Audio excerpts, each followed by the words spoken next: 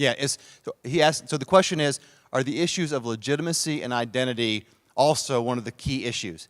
Absolutely, completely. Both sides actually have a story to tell. They have a narrative, as we'd say, of their own history. And it's the same history. They've lived the same history for the last many generations, but they have very different tellings of that history.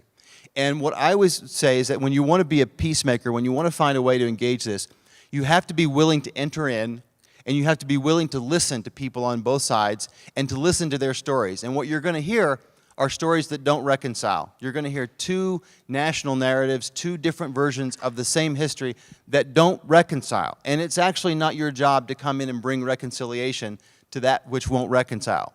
All right? But what you start with is listening to people's story and listening to things you disagree with. All right?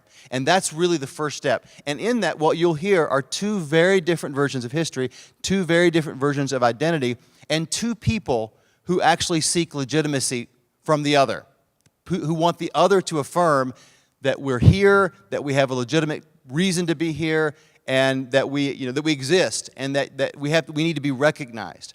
And it's the hardest thing for both people to do because they are two people groups living in the same place with deep connections to it, historical connections, religious connections to the very same real estate, the same land, the same homeland.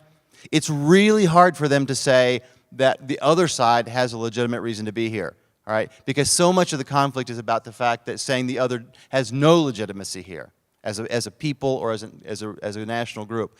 And so that's absolutely a central part of this. So you can in some ways solve this as a political problem without really fundamentally having each side recognize the other's legitimacy.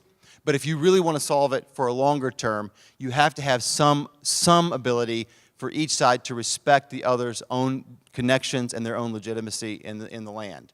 It's really hard stuff to do because to do that sometimes is to give up your own sense of identity. You're saying, well, my story's it's not fully true because these other people have some claim here too. That's really a hard thing to do.